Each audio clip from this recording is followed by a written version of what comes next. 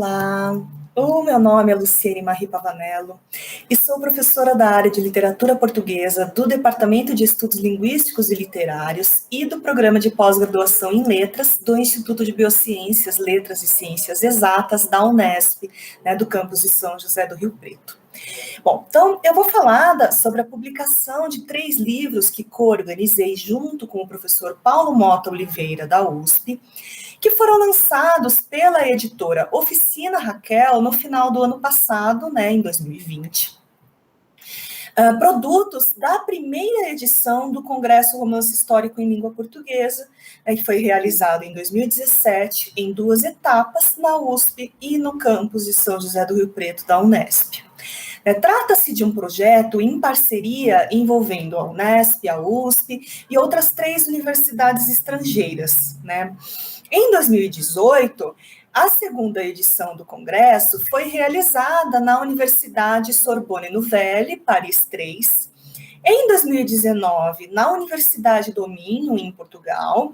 Em 2020, o evento estava previsto para acontecer na Universidade de Roma Tre, na Itália, mas, devido à pandemia, decidimos adiá-lo para dezembro deste ano de 2021, quando esperamos que a situação esteja melhor. Bom, os 3 livros trazem estudos teórico-críticos sobre o romance histórico e são destinados, sobretudo, a alunos e pesquisadores da área de literatura e já podem ser adquiridos em versão e-book pelo site da Amazon.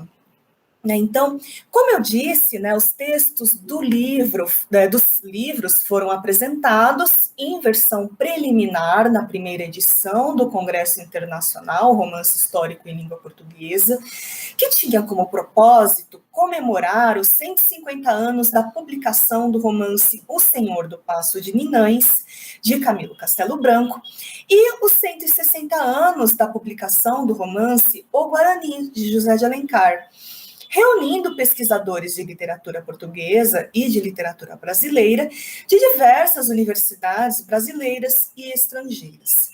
Os participantes posteriormente reelaboraram os trabalhos apresentados, que foram divididos em 3 volumes temáticos, um sobre o romance histórico de Camilo Castelo Branco, um sobre o romance histórico português e um sobre o romance histórico brasileiro. Uma parte da verba concedida pela CAPES para as despesas do Congresso foi destinada à publicação desses 3 livros. Bom, então, falando sobre o primeiro deles, o romance histórico de Camilo Castelo Branco, O Senhor do Paço de Ninães e Outros Escritos, esse livro reúne estudos sobre o romance O Senhor do Paço de Ninães, de Camilo Castelo Branco, um autor português do século XIX, mais conhecido pela popularidade de Amor de Perdição, mas que também escreveu, ao longo de sua carreira, em torno de uma dezena de obras de temática histórica.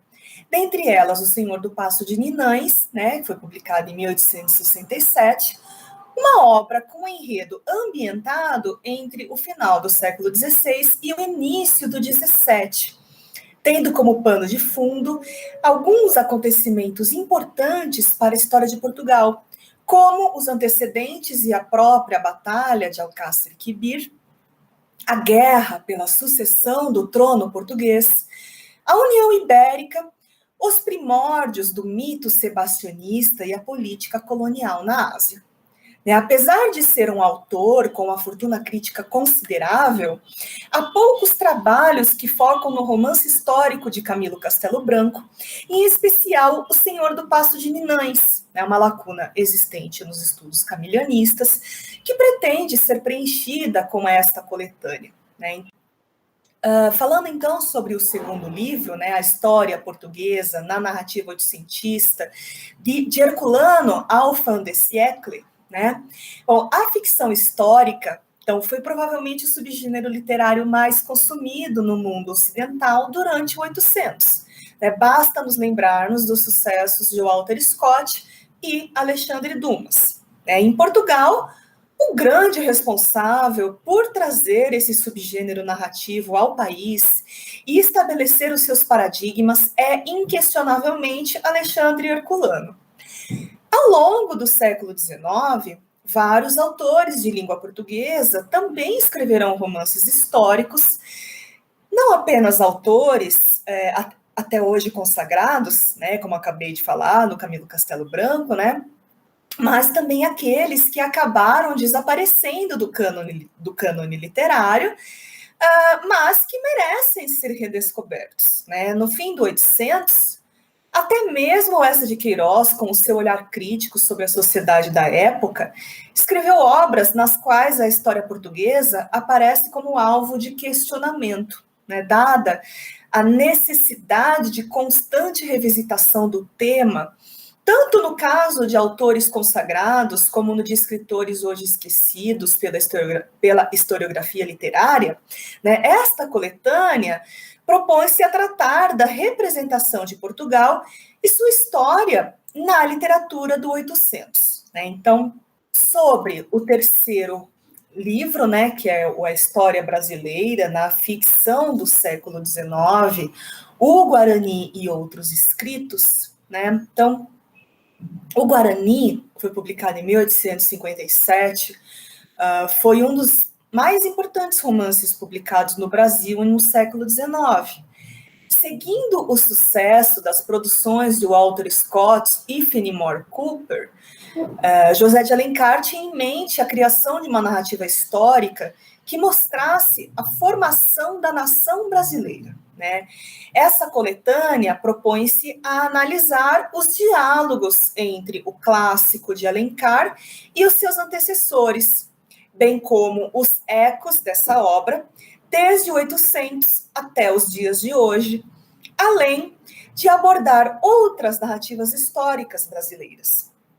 Por outro lado, né, um livro que trata da representação da história do Brasil na literatura oitocentista não poderia deixar de fora o mais importante escritor brasileiro desse período, né, Machado de Assis. Apesar de não ter escrito narrativas históricas propriamente ditas, é na obra de Machado que provavelmente se encontra o olhar mais arguto sobre a nossa nação e as suas condições históricas no 800. Muito obrigada pela atenção.